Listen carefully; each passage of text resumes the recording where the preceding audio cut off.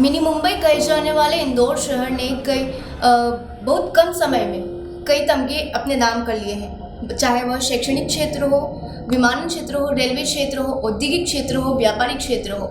इसी के साथ में जिला प्रशासन और पुलिस विभाग की भी अहम भूमिका रही है। हालांकि कुछ गतिविधियां ऐसी होती है जिस वजह से पूरे शहर की छवि धूमिल होने लगती है।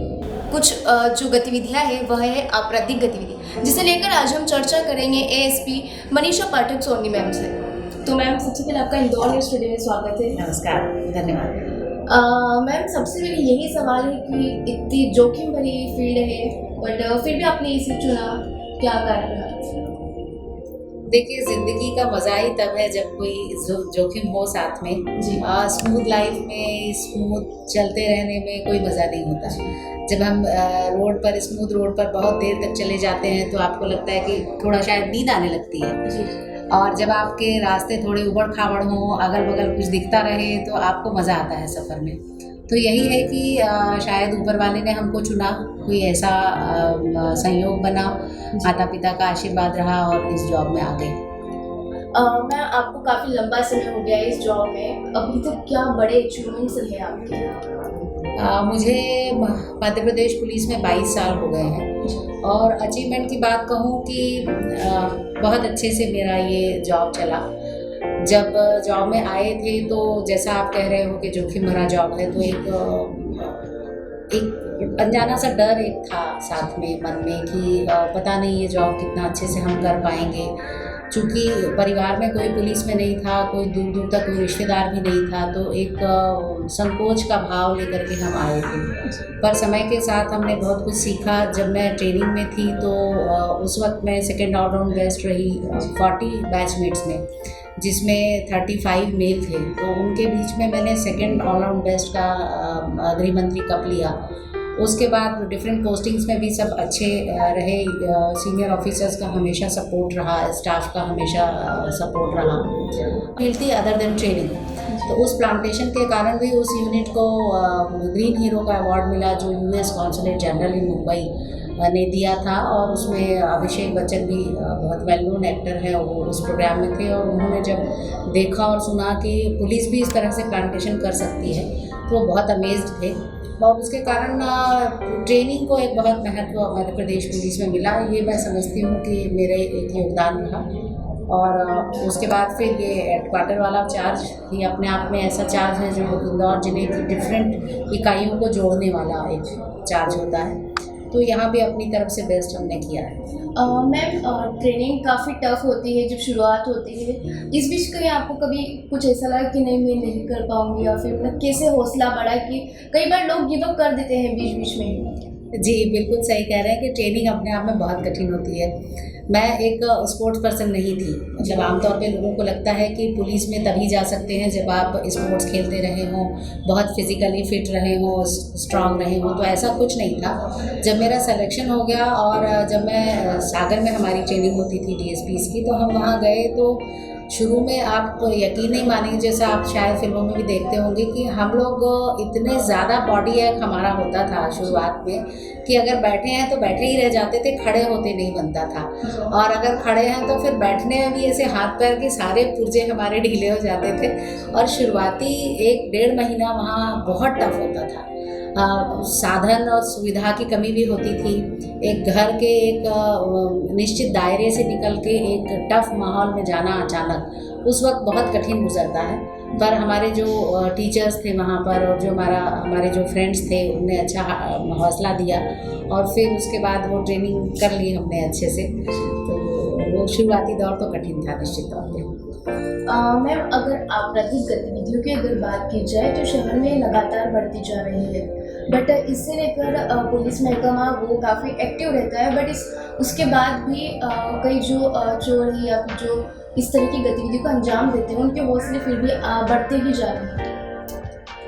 जैसा आप कह रही हैं कि आपराधिक गतिविधियां बढ़ रही हैं, दरअसल अगर आंकड़ों की बात की जाए तो महिलाओं के प्रति होने वाले अपराध पिछले साल की तुलना में काफ़ी कम हुए हैं।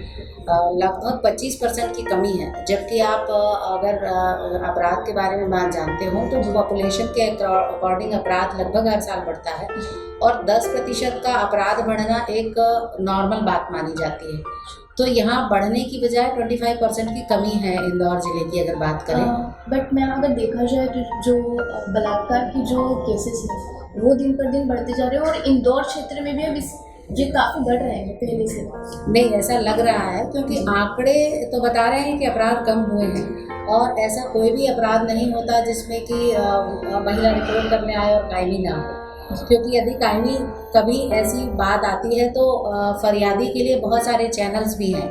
वो प्रधानमंत्री, मुख्यमंत्री, महिला आयोग, मानवाधिकार आयोग, बाल आयोग, ऐसे बहुत सारे आयोग, ऐसी बहुत सारी एजेंसीज़ हैं जो हमको पुलिस के ऊपर चेक रखती हैं, हमको कंट्रोल रखती हैं। पुलिस हेडक्वार्टर्स की बहुत सारी एजेंसीज़ हैं जो हम पर कंट्रोल रखती हैं। तो ऐसा बिल्कुल संभव नहीं होता कि कायमी ही नहीं हुई। तो कायमी तो सारे केसेस की होती है जो भी पुलिस के पास आते हैं और उन आंकड़ों में बिल्कुल 25% की कमी है। और हाँ, ये बात है कि कई बार क्राइम जो है वो थोड़ा ब्रूटल या विभत्स हो रहा है। जैसा पहले इतने विभत्स केसेस सुनने में नहीं आते थे, वो केसेस ज़रूर बढ़े हैं।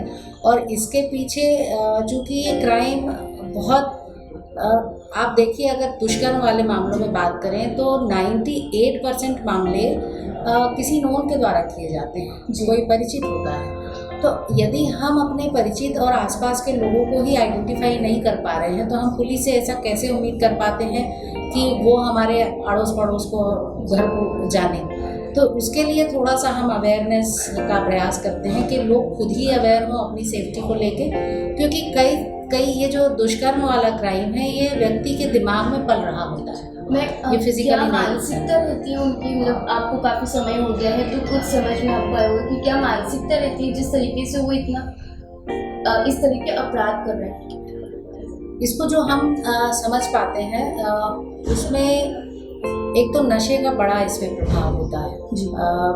जो छोटी बच्चियों के साथ होने वाले विभत्स क्राइम है, इसमें नशे का बहुत बड़ा रोल है। यदि नशा किया होता है तो व्यक्ति कई बार जान ही नहीं पाता कि वो कर क्या रहा है। दूसरा, जो सेक्सुअल ग्रीड है या जो लस्ट है वो लंबे समय से व्यक्ति के अंदर पल रही होती है, जो आमतौर पर उसके बिहेवियर में हमको नहीं दिख पाती, लेकिन उसके जो घर के लोग हैं वो ज़रूर आइडेंटिफाई कर पाएंगे शायद कि उसकी सोच कैसी है।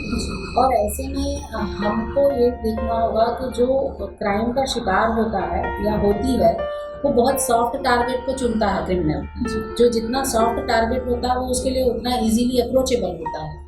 तो ये जो क्रिमिनल्स होते हैं वो इस तलाश में रहते हैं कि कौन सॉफ्ट टारगेट है या कौन सबसे छोटा या बच्चा है जिसको पकड़ा जा सकता है, या कौन सबसे नरम लड़की है, नरम इन द सेंस जो थोड़ी डोसाइल होती हैं, जो थोड़ी शांत होती हैं, जो अपने ऊपर होने वाले किसी अपराध का विरोध नहीं कर पाती हैं। ऐसे लोगों को बहुत जल्दी ये लोग ग्रैब करना चाहते हैं। तो इस चीज़ को हमको ध्यान रखना चाहिए कि हमारे आसपास वाले लोग हमारे सरल होने का, हमारे उसके ऊपर विश्वास करने का फ़ायदा ना उठा लें। और जो बच्चे हैं उनका ध्यान, चूँकि बच्चे खुद नहीं रख सकते, तो हमारे परिवारों को चाहिए कि हम अपने बच्चों का ध्यान रखें। मैम, पुलिस का खौफ तो जो अपराधी उन लोगों में कम हो रहा है, लेकिन जो महिलाएं हैं जिनके साथ दुष्कर्म होते हैं वो अपनी बात आज भी खुलकर नहीं रख पाती, या उन्हें समाज का डर रहता है कि कौन क्या कहेगा। हर वक्त लड़कियों की गलती बताई जाती है जिसे लेकर। देखिए, दुष्कर्म वाले मामले में तो कानून बहुत सख्त है और सुप्रीम कोर्ट और कानून और संसद सभी के जो निर्देश हैं, पुलिस हेडक्वार्टर्स के निर्देश हैं कि जिसके साथ ऐसी कोई घटना हो जाती है उसका नाम कभी प्रकाशित नहीं किया जाता। आप कभी भी नाम नहीं जान पाएंगे, तो जब नाम ही नहीं जानेंगे तो उसके बारे में बुरा कैसे बोलेंगे। जो वो सोच उसने लड़की ने या महिला ने अपने अंदर पाली हुई है, उसके तो पड़ोसी को भी नहीं पता है कि उसके अगेंस्ट क्राइम हुआ है। तो ये हमको अपने अंदर हिम्मत रखनी होगी कि यदि FIR कराई है पुलिस में तो आपका नाम कहीं नहीं जाने वाला है। मीडिया को भी नाम कभी नहीं बताया जाता। अगर कभी ऐसा आमना सामना भी होता है तो फेस पूरा कवर्ड रहता है। तो अब इसके बाद आप समाज से डरें तो ये अपने अंदर का डर है, इसको निकालना चाहिए।